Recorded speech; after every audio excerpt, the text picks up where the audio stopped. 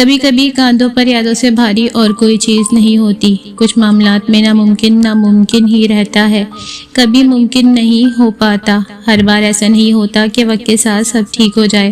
کبھی کبھی وقت گزر جاتا ہے لیکن ٹھیک غلط کی زنجیر سے آزاد نہیں ہو پاتا. کبھی کبھی خلوص بے سبار ٹھہرتا ہے. کچھ قربانیاں رائے گاں ہی جاتی ہیں، ہر ایک سے صلہ نہیں ملتا. زندگی میں کچھ لوگ ایسے ہوتے ہیں جو ہمیشہ پازیٹیو باتیں کرتے ہیں. ان سے جب بھی بات کرو انسان ریلیکس فیل کرتا ہے، جیسے کوئی بوجھ ہلکا ہو گیا ہو. بہت الگ ہوتے ہیں ایسے لوگ جو اپنی باتوں سے دوسروں کو خوشی دیتے ہیں. ان سے کی ہوئی 2 منٹ کی بات سے آپ کے چہرے پہ مسکراہٹ رہتی ہے. جب آپ لوگوں کو ان کی اپنی غلطیوں کی وجہ سے اپنے آپ سے دور کر دیتے ہیں تو پھر ایسے میں زیادہ تر لوگ آپ کے متعلق برا ضرور بولیں گے. اس کی بڑی وجہ یہ ہے کہ انہوں نے لوگوں کو بھی تو جواب دینا ہے، اپنے آپ کو ٹھیک ثابت بھی تو کرنا ہے کہ وہ انسان تو ایسا تھا، ہم نے اسی وجہ سے چھوڑ دیا. اور یہ تو کبھی نہیں بتائیں گے نا کہ ان کو ان کی اپنی غلطی کی وجہ سے سامنے والے نے اپنے آپ سے اچھے طریقے سے دور کر دیا ہے. کیونکہ ایسا کرنے کی صورت میں انہیں معاشرے میں وہ عزت، وہ مقام تو نہیں مل پائے گا نا جو سامنے والے کو غلط ثابت کر کے اور گندا کر کے ملنا ہے. قرآن مجید انسانیت کی رہنمائی کا بہترین ذریعہ ہے. خوشبو جب قرآن سے نکلتی ہے تو روح کو پاکیزہ کر دیتی ہے. جب نماز سے نکلتی ہے تو مومن کی معراج بن جاتی ہے. جب وضو سے نکلتی ہے تو محبت کے پھول بکھیرنے لگتی ہے. ہماری بربادی کی وجہ شاید یہ بھی ہے کہ ہم نے صبح صبح قرآن کھولنے کے بجائے موبائل کھولنے شروع کر دیے.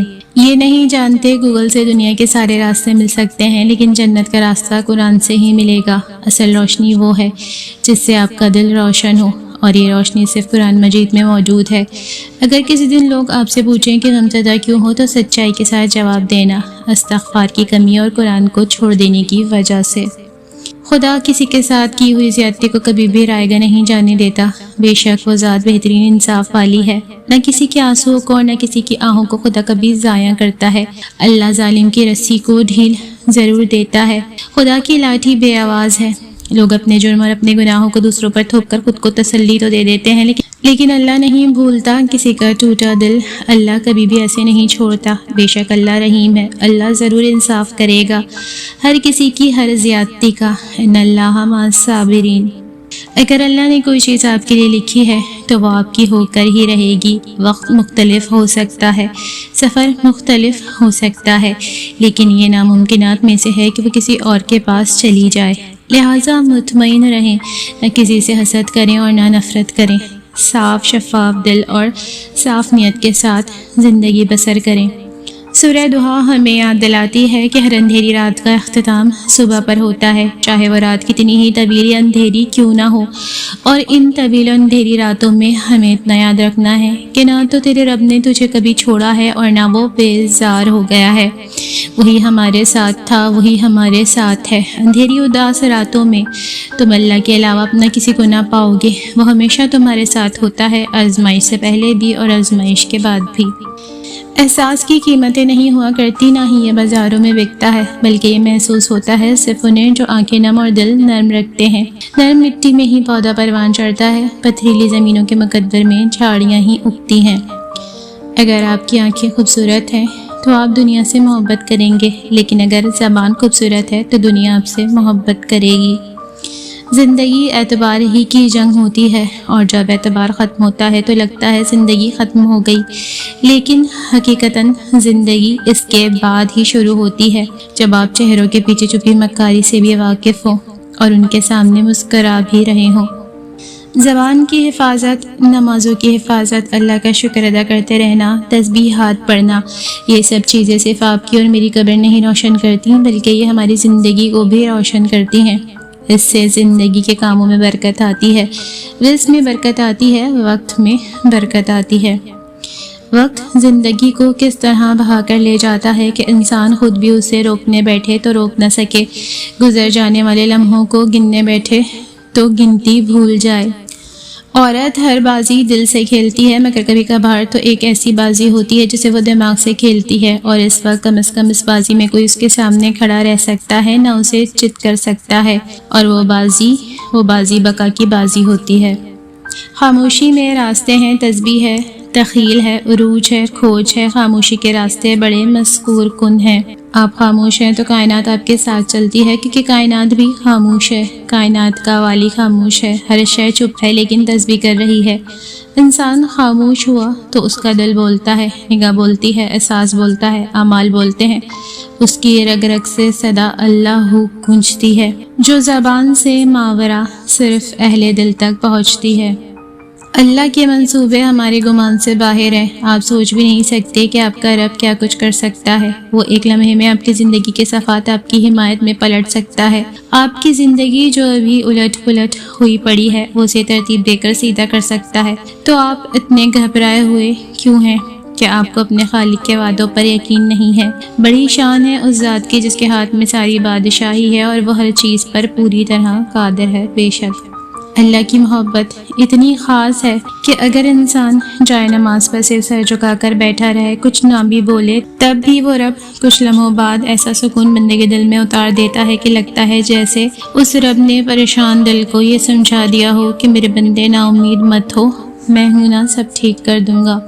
کچھ چیزیں اپنی حیا کی وجہ سے انمول ہوتی ہیں، خاص ہوتی ہیں، قیمتی ہوتی ہیں اور نایاب ہوتی ہیں، جیسے جنت میں چھپی حوروں کی حیا، بنسیب میں چھپے موتیوں کی حیا، گہرے پانی میں چھپے گوہر کی حیا، کوئلے کی کان میں چھپی ہیرے کی حیا، ساحلوں کی ریت میں چھپی سیپ کی حیا، آنکھ میں چھپے آنسو کی حیا، پردے میں لپٹی لڑکی کی حیا۔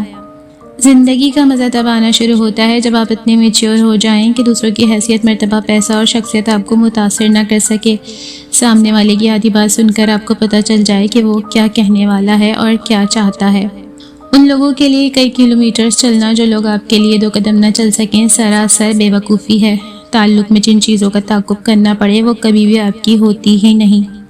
کپڑوں، جوتوں اور بناؤ سنگار سے زیادہ اپنے مطالعہ، شعور اور گفتگو پر کام کریں۔ کوئی بھی 10 سیکنڈ کے لیے آپ کے بناؤ سنگار سے متاثر ہو سکتا ہے، لیکن اس کے بعد آپ کو گفتگو ہی کرنی ہوتی ہے۔ لوگ 2 طرح کے ہوتے ہیں، ایک وہ جو کسی بھی اقدام سے پہلے عقل و فہم کو استعمال کرتے ہیں، دوسرے وہ جو قدم اٹھا کر پھر سوچتے ہیں کہ یہ تو نہیں کرنا چاہیے تھا، میں نے یہ کیسے کر دیا، اور سب برباد کر دیتے ہیں۔ انسان کو اشرف المخلوقات کا درجہ اس کی عقل و فہم کی وجہ سے دیا گیا ہے، تو خدا را کوئی قدم اٹھانے سے پہلے اپنی عقل کو استعمال کر کے ان باتوں کے انجام پر نظر ثانی کیا کیجیے۔ ہم سب جلدی میں ہیں، لیکن ہم میں سے کوئی یہ نہیں جانتا کہ ہمیں کس بات کی جلدی ہے، اور اس دوڑ میں سبھی شامل ہیں، اور زندگی کی سیڑھیاں چڑھتے چڑھتے ہم یہ بھول جاتے ہیں کہ در حقیقت ہم 2 گز زمین کی جانب زینہ اتر رہے ہیں۔ فنا فل عشق ہونے کو جو بربادی سمجھتے ہیں، تو پھر یہ طے ہے کہ تم دنیا کو بنیادی سمجھتے ہو۔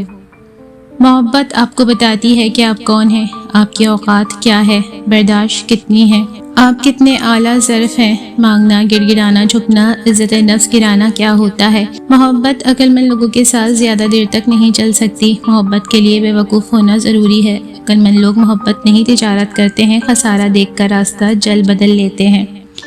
زندگی ہر جاندار کو دی جاتی ہے، مگر بامقصد صرف انسان کو دی گئی ہے، اور وہ مقصد ہی اسے باقی مخلوقات سے الگ اور بہتر بناتا ہے۔ زندگی کے مقاصد میں اولین مقصد اللہ تعالیٰ کی بنائی گئی حدود میں رہ کر خوشیوں کی تلاش ہونا چاہیے۔ کوئی شک نہیں کہ زندگی کی اصل خوبصورتی پاکیزگی میں ہی ہے۔ ایک ہی دنیا میں رہنے والے سب لوگوں کی الگ الگ، کوئی جینے کے بہانے ڈھونڈتا ہے اور کوئی جینا ہی بھول چکا ہے۔ کسی کے پاس خرچ کرنے کو کچھ نہیں اور کسی کے پاس خرچ کرنے کی جگہ ہی نہیں۔ کوئی بھوک سے بدحال ہے اور کسی کو گلا ہے کہ بھوک ہی نہیں لگتی۔ کوئی ٹوٹے جسم کے ساتھ بستر سے لگتے ہی بے ہوش اور کوئی نیندوں کو ترسا ہے۔ آپ جس حال میں ہو شکر کرتے رہو۔ اگر انسان خوش ہو تو اسے بارش کی بوندیں ہنستی اور مسکراتی اور پرندے گیت گاتے نظر آتے ہیں۔ اداس انسان کے لیے یہی بادل گریا کرتے دکھائی دینے لگتے ہیں۔ سب موسم انسان کے اندر ہوتے ہیں، جیسا موڈ ہو ویسا منظر ہوتا ہے۔ موسم تو انسان کے اندر ہوتا ہے۔ جب اپنی ناقدری کسی کے دل میں دیکھ لو تو پھر کبھی ادھر دستک مت دینا، کیونکہ دوسروں کے بدلے رویے دیکھ کر انسان کا پیچھے ہٹ جانا ساتھ رہ کر روز اپنی حیثیت کو کم ہوتے دیکھنے سے کہیں زیادہ بہتر ہے۔ کامل یقین ہونا ضروری ہے۔ اللہ تعالیٰ جب کسی انسان کو اپنے قریب کرنا چاہتا ہے تو اس انسان کو امتحانات میں ڈالتا ہے، آزمائشوں سے گزارتا ہے، اپنے بندے کا کامل ایمان مضبوط کرتا ہے، کیونکہ توڑا انہی کو جاتا ہے جو پک چکے ہوں۔ الفاظ بھی خاندان رکھتے ہیں، تنقید کے الفاظ اور ہوتے ہیں، توصیف کے اور غزل کے اور ہیں، مثنوی کے اور۔ اس لیے کیا یہ سمجھنے کی ضرورت نہیں کہ شرافت کے الفاظ کون سے ہیں؟ بد مزاج ہونا اتنا خطرناک نہیں جتنا بدتمیز ہو جانا، کیونکہ بدتمیز آدمی الفاظ کے غلط استعمال کا مجرم بھی ہے۔ دنیا کی ہر چیز انسان کی خدمت کر رہی ہے۔ اگر کوئی انسان کو تکلیف دے رہا ہے تو وہ انسان ہی ہے۔ آپ نے کبھی سوچا ہے دنیا میں کچھ چیزیں ایسی ہوتی ہیں جنہیں ہم روپے سے خرید نہیں سکتے، جنہیں دعائیں بھی ہمارے پاس نہیں لا سکتی؟ اور آپ نے کبھی یہ سوچا ہے کہ بعض دفعہ وہ چیزیں ہی ہماری پوری دنیا ہوتی ہیں؟ دل کی دنیا۔ تو کیا زمین پر انسان دل کی دنیا کے بغیر رہ سکتا ہے؟ ایسی ہی اچھی اچھی باتیں سننے اور پڑھنے کے لیے میرے چینل کو سبسکرائب کریں اور ویڈیو کو لائک، شیئر اور کمنٹ بھی ضرور کریں۔ شکریہ۔